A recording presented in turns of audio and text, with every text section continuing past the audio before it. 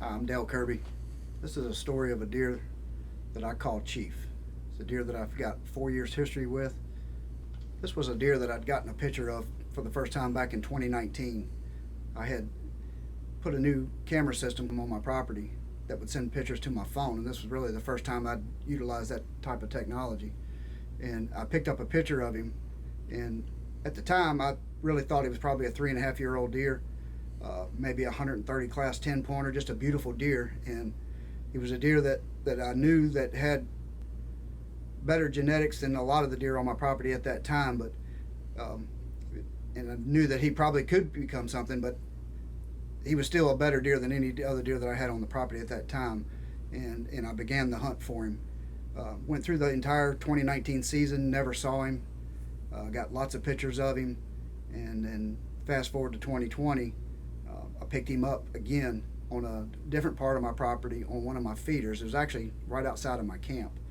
So here's camp, 749 acres total. But we had a feeder just south of camp right here. The wife wanted a feeder where she could watch the deer from the camper down here the road, and I said, nah, we'll never see anything out of that. But lo and behold, some of the biggest and the most bucks that particular summer were showing up on this feeder right here.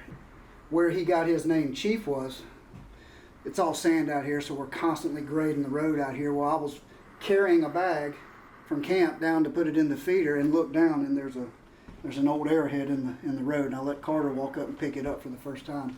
And that's when it dawned on me. I said, that's the biggest deer on this property in 20 years we've been here. Chief just came to me immediately, so that's where he got his name, Chief. All right, we're down here at the camp today. Got the grandkids, and I'm just walking down the road right here, coming down here to put a camera out. Feeder I got down here at the end of the road, and my camp's right here. So there's the camp. Look. And I just glanced down a few minutes ago. Whoa. And see that little dude laying there in the road. I scrape this road half a dozen times a year. Pick it up, Carter. You'll be the first person to touch it since an Indian made it. That is an Indian arrowhead. An Indian made that. So moving into the fall of 2020, obviously Chief was top of my list. This was a deer that I definitely wanted to go after. I wanted to be able to video the hunt and get him on film and kill him with a bow and arrow. So that was my focus and goal. But here in Georgia we can kill 2 bucks. I have that pleasure of being able to kill 2. And so I had some other bucks that I wanted to focus on too. Chief, I really didn't want to hunt him until I had a solid pattern on him, but he was living right near my camp. So here in Georgia we can bait. So I don't like running just huge feeders or spin feeders. I like putting my cameras out, maybe putting a little 4S draw or maybe some corn or something to draw in that deer to that area. And I said, until I can really pick him up on a solid pattern, I'm going to hunt some bucks some other places, and I did that. So that particular year I killed a really nice big 7-pointer that was on my radar.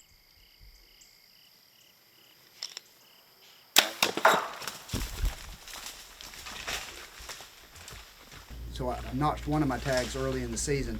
And this is number 7. This is a deer that I started picking up last year on camera, and I actually saw this deer one morning last year, and knew he wasn't a deer that I cared to shoot. And lo and behold, he made it through last year, and he started showing back up on cameras again this summer, and man, he grew substantially from what he was last year.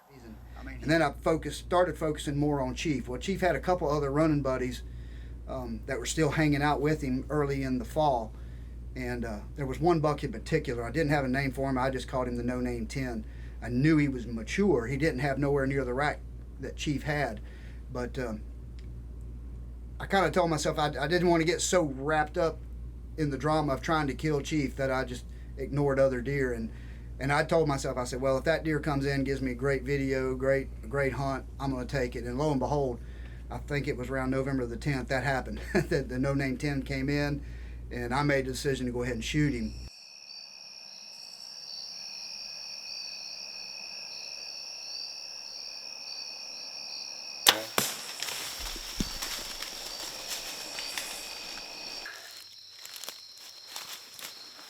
All right, I'm done. I'm officially done here in Georgia.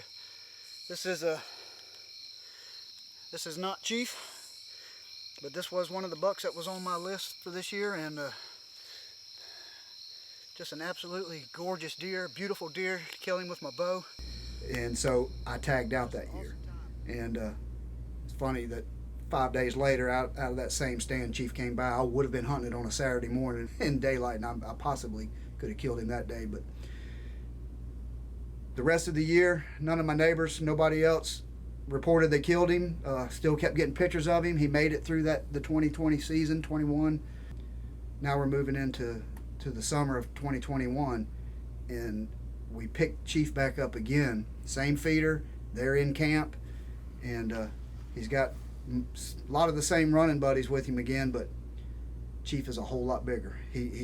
Where he blew up from 19 to 20, 20 to 21, he made a tremendous jump. This deer went from probably 150-ish class. I wanted to say he was pushing 170 now, but I was trying to be true, trying to be honest with myself. Man, he looks that big, but he's probably really not that big. Yeah, he was that big, as it turns out. And now moving into the fall of 2021 season, obviously Chief is number one on my radar again. The 10-pointers are also on my radar, but there's still a few other bucks on the property that I wanted to target, being that I could kill 2. I've got a large enough property. I've got several other bucks on my radar. I had a buck that I had named Gypsy, and that I had 3 or 4 years history with. Now he's nowhere near as big as Chief, but my goal is to hunt mature deer. Here in the South, those mature deer aren't going to all wind up being Chief class 170. If they get to 135, pushing 140, that's top end for my property. So I don't ignore those deer. And they're great hunts. And for the first few weeks of bow season, I tried hunting Chief in a few scenarios, and it just wasn't working out. I didn't want to blow him out of the area, so Gypsy was still showing up, him and his running buddies, and they were in an area I knew where they were. So I moved in one afternoon. I decided that I was going to just break the monotony, and I was going to go hunt Gypsy. First night in, him and all 3 of his running buddies come in. I get great video of him, and I killed Gypsy with a bow, and that was an awesome hunt.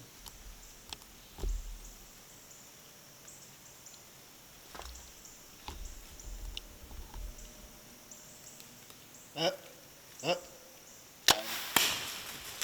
Just kidding.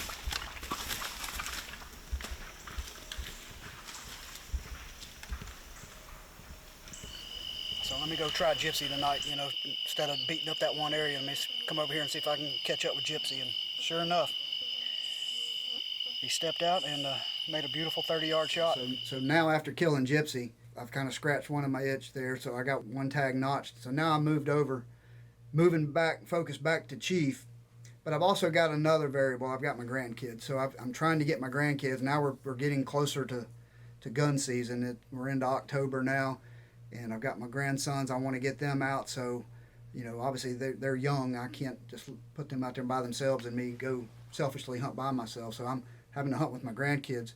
Of course, they all want to go hunt Chief too, but they're young and they're inexperienced, and this deer is so big, and I hate for it to sound like that I kept them away from him, but that's exactly what I did. We went and hunted other deer on the property, and they were successful. I wanted them to climb the ladder and get better for themselves and become better hunters themselves. So, yeah, I did intentionally keep them away from where Chief was living just for that reason. Hey, if Chief happened to come by, if he did move to a different part of the property and they got an opportunity, then so be it. That's the way it was going to be, but that's not the way it happened. So. Yeah, there was a lot of anxiety over every time I heard a gunshot, and I'm sitting there with a bow in my hand, and every time a gunshot would ring, that, well, there goes Chief. But it's amazing that day after day, weekend after weekend, month after month, and then it turned into year after year, this deer still continued to avoid being shot. He made it all the way through the 21 season, moved into the winter of 22. He made it. My neighbor Harold actually sent me a text one day. This is first part of turkey season.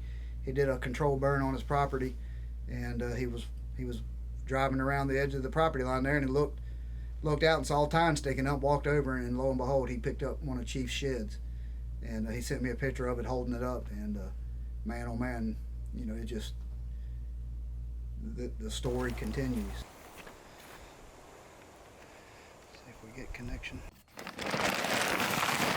I did pick him back up summer of 2022, the same feeder, right in camp. This will be the third summer in a row.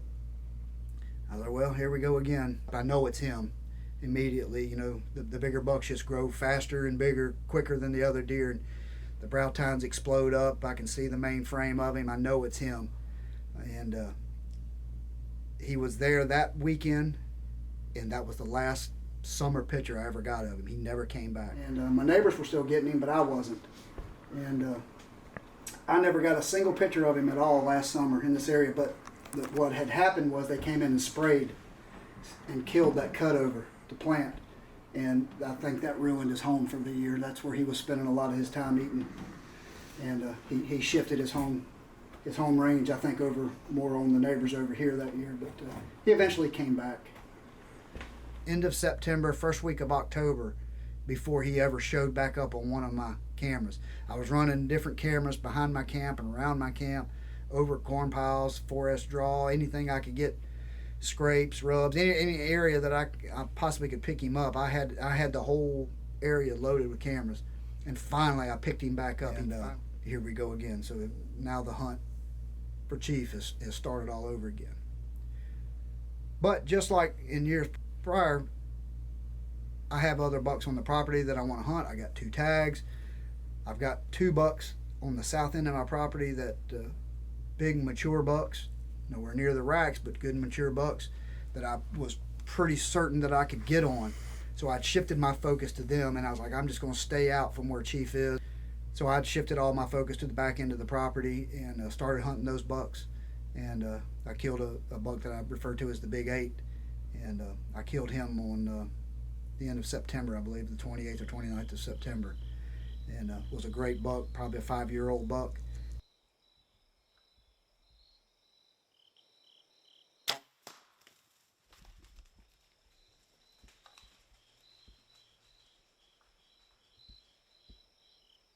And that was a beautiful hunt. So now I've got 1 tag notched just like in years prior. But this year I told myself I'm not shooting another deer.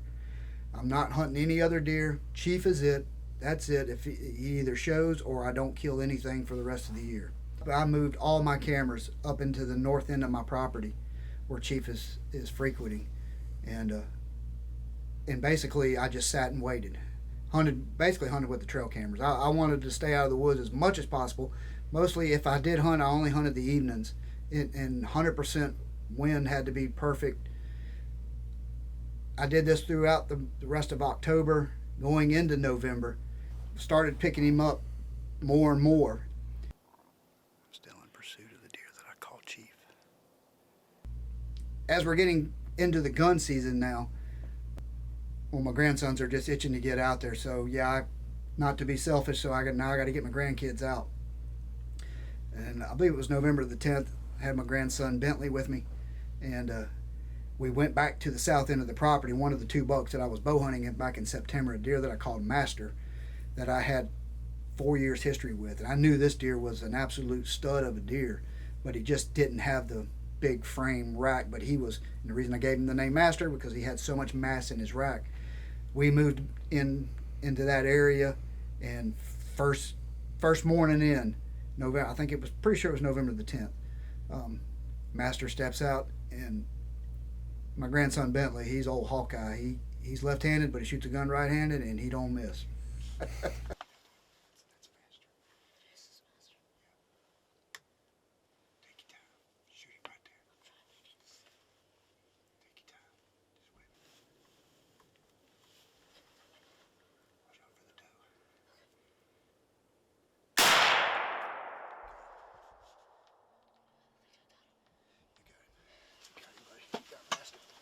We're back down here looking for this deer Bentley shot earlier, and We're spread out, just kind of looking. There he is. Got him, Dale. You serious? Over here, yeah. Dang, that took long. How long was that? Holy smokes. There he is. He's a big one. Look at the size of that deer. Holy cow. Get down there with him, brother. A monster buck, buddy. Holy cow. Oh, he's stiff as a board. We're going to have to break him loose. Yeah. That is the deer we call Master. Great deer, great mature deer, and it's great to see him over the last 3 or 4 years progress the ladder from killing small bucks. Now he's killing bigger and bigger, more mature deer, and he's really starting to grow into a great hunter himself. So the weekend of I think it was around the 18th of November, I had to take my youngest grandson with me. He hadn't hunted yet, and he's 8. It's time to get him out. So took him down to camp. It's just he and I, and we're hunting in over some food plots out of some redneck blinds, and trying to get him one. Well, on Saturday morning, first thing Saturday morning, while we're sitting there hunting, I get a picture on my phone, and it's Chief, broad daylight, and my phone for the next hour just goes off constantly. Chief is within a baseball throw of my camp, on a ridge right behind my camp, and for a solid 30 minutes it's just picture after picture after picture of Chief coming and going back and forth, working a scrape right in front of the camera, just back and forth, broad daylight, all the way up till 9:30 in the morning. That evening, same ridge but a different camera on a different stand that I have for a different wind, he went straight to that one. He was there. Sunday morning, I believe it was the 19th, he showed up again at the same one that he was at Saturday morning, broad daylight. Meanwhile, I'm sitting in the stand with my youngest grandson. I'm itching. I wanted to go hunt him so bad, but I couldn't do it. I had my grandson with me, and it wasn't set up for he and I to go hunt that spot, so I had to stay out. We left Sunday afternoon, went home. I had to work Sunday night. I got a picture Sunday night while I'm at work at about 3 or 4 o'clock in the morning. Chief had moved a little further south down on the property onto another of my food plots. Also, Monday morning, my neighbor called and said, hey, the neighbor next door to you got a picture of Chief Monday down here. And that just reconfirmed that, yeah, he's done moved a quarter mile further down into my property. And he showed back up on this food plot right here. It was in the dark, but that told me he had moved down a little bit further south. And then I got some intel from my neighbor over here who knew the guys over here, and they told me they got a picture of him. And they're hunting somewhere in this finger right here. They had a picture of him. So just piecing all that together, that led me to this stand right here. I said, he's probably cutting this corner from where they did a cut over. He's probably cutting this corner in here. And sure enough, 4:30 in the afternoon, he popped out right there. I had set some stands up in that area just for him to hunt that area. And lo and behold, I went and got into a particular stand, and about 4:30, Chief steps out. 4 years I've been hunting this deer. Trail cam pictures after trail cam pictures, trail cam videos of him, watching, dreaming, hearing, talking it over with my neighbors, just all that goes into an animal like this, hunting an animal like this. I've never seen him. I've never captured him on video. There's a few times that I was close, very close, almost probably ran him off of a corn pile or something going into a stand in the morning when I shouldn't have. When he stepped out, that was the first time I'd ever seen that deer. And being that I had the gun with me, and I tried to get the camera turned around to film the deer. When he made a step to go behind me, I discarded the camera. I pushed the camera away, and just went ahead and took the shot and shot him. Made the shot him right in the front left shoulder. He took off, wide open, full run. Didn't hear him crash, but I knew I'd made a good hit on him. All right. It didn't exactly happen the way I had planned it, but shot Chief. Just shot Chief 10-15 minutes ago. I'm already on the ground. It's probably been 20 minutes now. I've got really good blood. Really good blood.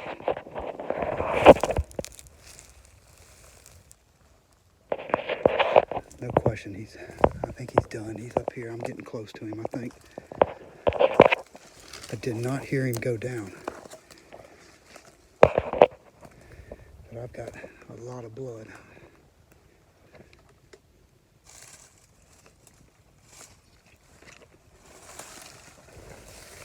The phone drops, that's because he jumped up. But my God, he's huge.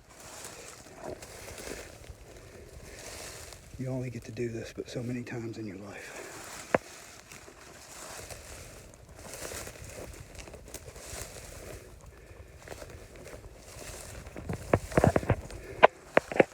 Oh my God, that deer is massive.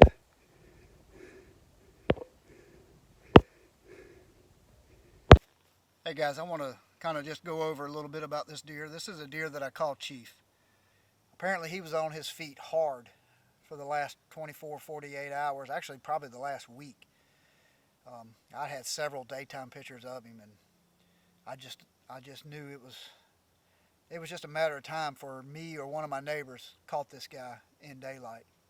And fortunate enough for me that it was me. My one neighbor tells me that, you know, I deserve the deer, but you know, honestly, anybody who shot him would deserve this deer. I know a lot of people knew about him. A lot of people were getting pictures of him. A lot of people were feeding protein to him, and this deer had everything he needed.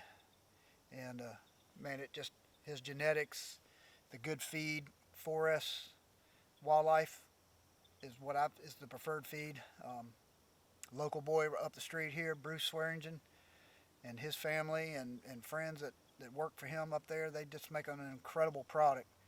And this deer absolutely just loved it, as do all my deer, all my feeders, the bucks I have. I don't have any more bucks of this quality, but I've got some really good up-and-coming bucks on the property. But 4swildlife.com, if you have, you know, any questions or you want to see any more of their products, they have some amazing products from protein. They have what's known as a winter stabilizer if you're going to feed them throughout the deer season in the winter months when they're stressed out. And then they have a product called 4S Draw, and it's an attractant, and the deer just absolutely love this stuff. The aroma that it has is incredible and really brings them in. But he is my largest whitetail. I mean, I've hunted Illinois, Minnesota, Ontario. I've hunted where there's some really big deer, and I've killed some big deer in those areas, but he actually, within an inch or two, bigger than my biggest bow kill from Illinois, which was right at 171 gross, non-typical. But yeah, 174 and 5/8. He is my largest whitetail. I did kill him with a gun, but it doesn't matter to me.